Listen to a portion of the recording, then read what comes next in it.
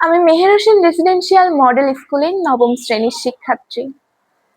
আবৃত্তি করছি কবি সুনীল গঙ্গোপাধ্যায়ের রচিত কবিতা কেউ কথা রাখেনি। আর আবৃত্তিতে আছি আমি, সিনথিয়া আফরোজ সূচনা। কেউ কথা রাখেনি, ৩৩ বছর কাটলো, কেউ কথা রাখেনি। ছেলেবেলায় এক বৈষ্ণবী তার আগমনী গান হঠাৎ থামিয়ে বলেছিল শুক্লা দ্বাদশীর দিন অন্তরাটুকু শুনিয়ে যাবে। তারপর কত চন্দ্রভোগ আমাবস্যা এসে চলে গেল, কিন্তু সেই বৈষ্ণবী আর এলো না। ২৫ বছর প্রতীক্ষায় আছি। মামাবাড়ির মাঝি নাদের আলী বলেছিল, বড় হও দাদা ঠাকুর, তোমাকে আমি ৩ প্রহরের বিল দেখাতে নিয়ে যাব। সেখানে পদ্ম ফুলের মাথায় সাপ আর ভ্রমর খেলা করে। নাদের আলী, আমি আর কত বড় হব?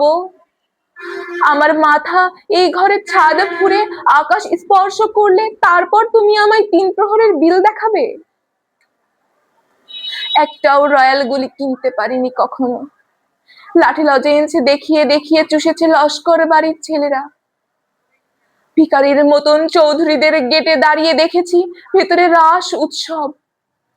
অবিরল রঙের ধারার মধ্যে সুবর্ণ কঙ্কন পরা ফর্সা রমণীরা কত রকম আমোদে হেসেছে। আমার দিকে তারা ফিরেও চায়নি।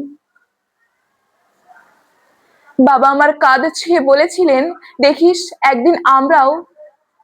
বাবা এখন অন্ধ, আমাদের দেখা হয়নি কিছুই। সেই রয়্যাল গুলি, সেই লাঠি লজেন্স, সেই রাস উৎসব আমায় কেউ ফিরিয়ে দেবে না। বুকের মধ্যে সুগন্ধি রুমাল রেখে বরুণা বলেছিল, যেদিন আমায় সত্যিকারের ভালোবাসবে সেদিন আমার বুকেও এরকম আতরের গন্ধ হবে। ভালোবাসার জন্য আমি হাতের মুঠোয় প্রাণ নিয়েছি, দুরন্ত ষাঁড়ের চোখে বেঁধেছি লাল কাপড়। বিশ্ব সংসার তন্ন তন্ন করে খুঁজে এনেছি ১০৮টি নীল পদ্ম, তবু কথা রাখেনি বরুণা। এখন তার বুকে শুধুই মাংসের গন্ধ। এখন সে যে কোনো নারী। কেউ কথা রাখেনি, ৩৩ বছর কাটলো, কেউ কথা রাখে না, কেউ কথা রাখে না। ধন্যবাদ।